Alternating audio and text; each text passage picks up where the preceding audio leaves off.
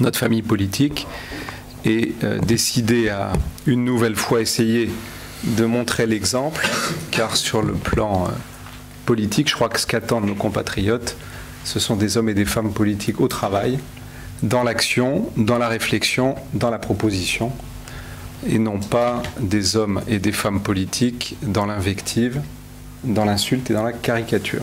On peut, dans notre famille politique, se féliciter que la préparation de l'avenir, la construction de l'avenir de nos jeunes et l'innovation soit une des priorités du gouvernement et de la majorité dans son action au quotidien, avec un certain nombre de points très importants. Aujourd'hui même, Valérie Pécresse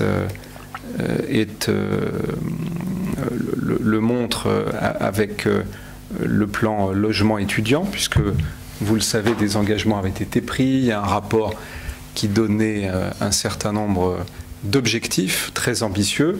Ces objectifs ont été dépassés.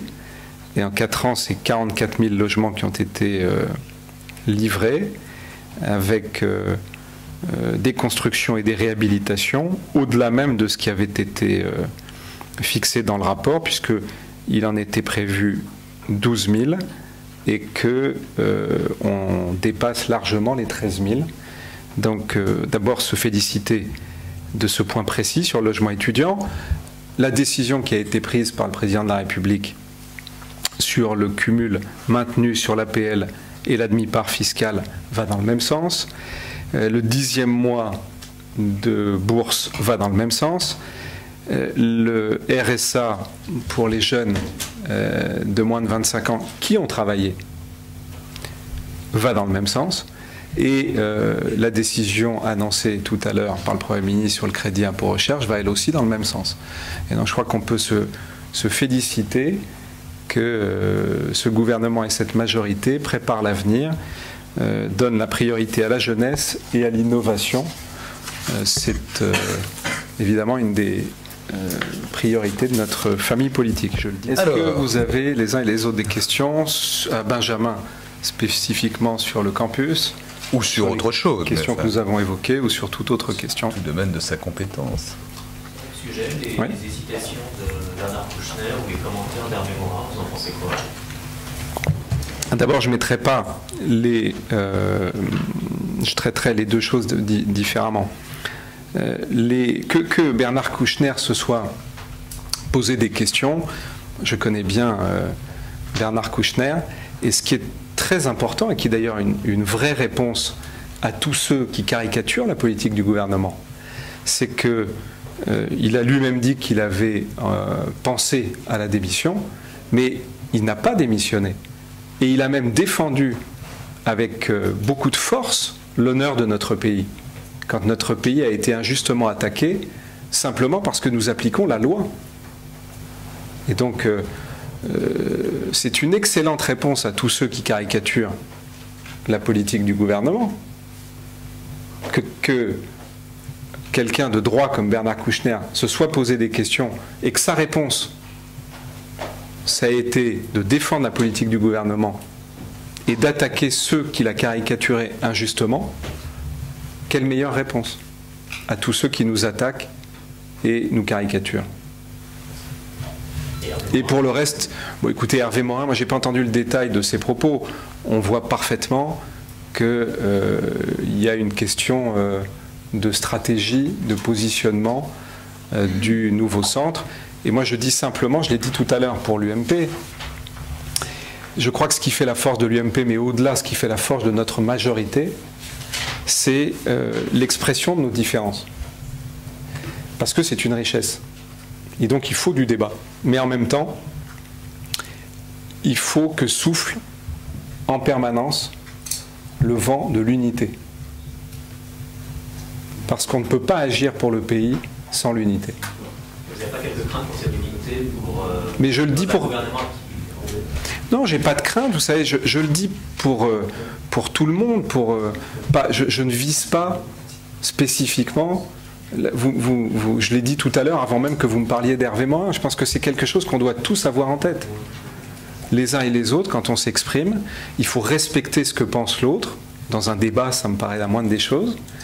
Et il ne faut pas ni caricaturer ce que dit l'autre, ni refuser de l'écouter. Il faut débattre. On est dans une majorité. On a une très lourde responsabilité. À partir du moment où l'opposition ne fait pas son travail, où l'opposition ne travaille pas et ne réfléchit pas, mais qu'elle pratique l'invective, ça veut dire que le débat politique, aujourd'hui, il est concentré dans la majorité. Et donc on a une vraie responsabilité. On doit les uns et les autres être à la hauteur de cette responsabilité. Je crois que, vous savez, on dit beaucoup que les hommes et les femmes politiques ne tirent pas de conséquences des élections. Les élections régionales et cette abstention si forte, elle doit amener les responsables politiques, de droite comme de gauche, à faire de la politique autrement. Au lieu de faire de la politique pour eux les hommes politiques, il faut faire de la politique pour les Français. Et les Français, ils en ont assez des combats de rue, des invectives, des insultes. Ils veulent des idées, ils veulent de l'action. Le gouvernement agit. Nous, notre rôle, il est dans notre famille politique, mais dans les autres familles politiques de la majorité, de susciter des idées, de débattre. Et il faut le faire en se respectant les uns et les autres. Je pense qu'on est dans une situation où, je le redis, le vide du côté de l'opposition en termes de propositions d'idées fait que, évidemment, chacune des familles politiques de la majorité veut exister sur les idées. Et je le redis, c'est une richesse pour nous, pour cette majorité, cette diversité des idées. Mais ça doit nous amener les uns et les autres à être particulièrement responsables, à écouter, à respecter ce que dit l'autre et à nourrir ce débat d'idées dans la perspective, évidemment, des échéances futures. Vous diriez, comme François Fillon ce matin, qu'il y a eu surenchère dans notre propre camp sur ces questions de sécurité. Là, on ne parlait pas que des questions de sécurité. Vous savez, sur les questions de sécurité, il y a, et j'ai eu l'occasion d'ailleurs de le dire dans une interview récente, cet été, j'ai pris la parole sur les questions économiques, à 2 reprises.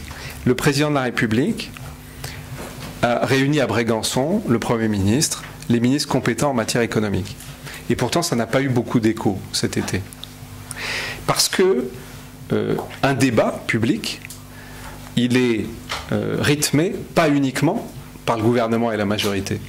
Il est aussi rythmé par nos opposants.